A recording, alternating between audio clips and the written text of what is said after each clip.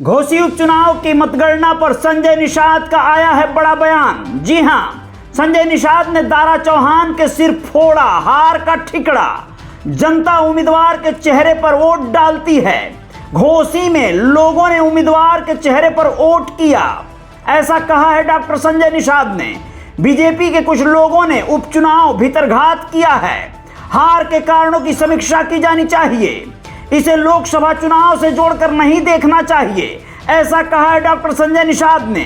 लोकसभा चुनाव में एनडीए की एकतरफा जीत होगी, अभी भी इनको उम्मीद बाकी है। ऐसे चेहरे पर होता और प्रत्याशी के चेहरे पर अगर है तो वो उनके ऊपर है, वो पार्टी और एनडीए के ऊपर नहीं आया जा सकता। अच्छा, इससे क्या दबाव बढ़ेगा एनडीए पे, क्योंकि एनडीए और इंडिया गठबंधन के बाद ये पहला उपचुनाव था, कोई भी पहला चुनाव था जिसमें हार हुई है एनडीए की।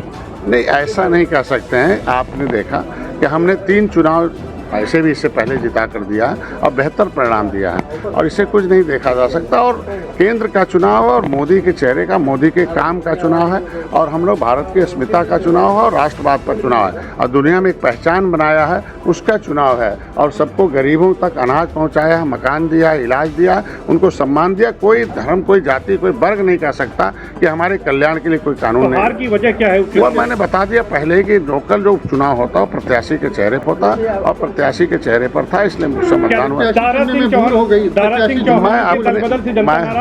हूँ, मैं अपनी बात कह सकता हूँ कि हमारे पास 43 गांव थे, 43, और 43 गांव में से 40 में जीता हूँ। 80% वोट मिला है। 3 जो गांव जीते हैं उसमें भारतीय जनता पार्टी के नेता के गलत बयानबाजी की वजह से हमारे निषाद प्रमुख हो जाए। अब राजभर के बारे में राजभर भैया बताएंगे, क्योंकि हम अपनी बात बताते हैं। ऑन रिकॉर्ड हमने हमारे तरफ क्या है चुनाव, जितना हमने वोट दिलाया। हार की समीक्षा करेंगे, निश्चित रूप से हार की समीक्षा एनडीए करेगी, वो पार्टी करती रहती है कि क्यों किसके है। जनता, क्योंकि देखो जनता जनार्दन होती है, जनता के जनादेश सब लोग स्वीकार करते हैं, और जनता के जो है भावनाओं के अनुरूप जो चलता वही सत्ता में, तो भावनाओं का ध्यान दिया जाएगा और निश्चित रूप से सरकार उस पर समीक्षा करेगी। जो प्रत्याशी उसको चुनने में भूल हो गई है, कुछ देखिए, काम करने वाले से कभी कभी गलती भी होती है, उसमें बहुत कुछ नहीं कहा जा सकता। लेकिन पहले बता दिया कि आज के दिन में कोई आया तो उसे भी सम्मान मिलना चाहिए। अगर दारा आए तो हम उन्हें सम्मान नहीं देते, तो भी एक आता कि लेके आए और उन्हें सम्मान नहीं दिया, तो सम्मान देना हमारी पार्टी का काम है, इसलिए सम्मान। अच्छा, ये बताइए कि जिस तरह से दयानिधि स्टालिन और उसके बाद अब सनातन धर्म को मिटा दिया जाएगा, क्या कहेंगे इसको लेकर? क्या देखिए, हमारे इस धर्म भारतीय संस्कृति को मिटाने वाले आए, 750 बरस तलवार लेके आए लेकिन नहीं मिटा पाए, मिट के चले गए। 350 बरस तोप लेके आए थे, वो भी मिटाने गए, मिट के चले गए। अब पूरी दुनिया में जैसे भारत से बैक होना शुरू किया तो साम्राज्य उनका सिमट गया।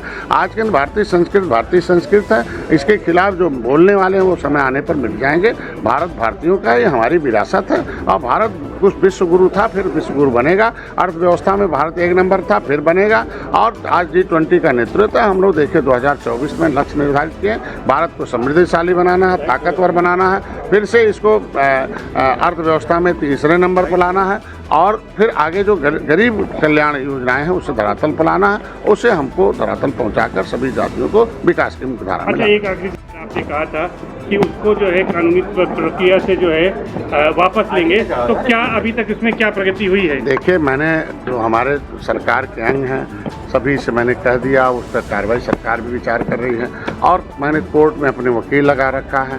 और मीडिया भाई भारत के स्तंभ है, विधायिका है, कार्यपालिका, न्यायपालिका में भी जाने की तैयारी है। एविडेंस हमारे पास है, और हम अपील भी कर रहे हैं बार बार इस मुस्लिम समुदाय से कि भाई विवादित जगह पर इबादत करना गुनाह है। इसलिए जिस तरीके से आपने अयोध्या से मस्जिद हटा लिया, राम मंदिर को सहयोग करके बना रहे हैं, उसी तरीके से निषाद राज किले पर 20 करोड़ 38 लाख रुपए निषाद राज के ऑडिटोरियम उनके किले को संरक्षित कर रही थी, और वो भगवान राम और निषाद राज के गले लगे 56 फुट की मूर्ति लगी है। उसी तरीके से मस्जिद हो सकता है कि मुस्लिम भाई अपने से स्वेच्छा से हटा लें, अपील बार बार कर रहे हैं, हट जाएगा। और प्रधानमंत्री जी के उस 56 फुट की मूर्ति को उद्घाटन के लिए जो बहुत 25 एकड़ में जो पार्क बना हुआ है, और जंगल से मंगल है, पर्यटक स्थल घोषित है। भगवान राम ने रात्रि विश्राम किया था, यहीं निषाद राज ने गंगा पार कराया था, और यहीं से एक पहचान हुआ था, और रावण राज खत्म हुआ था, रामराज सुख का राज आया था।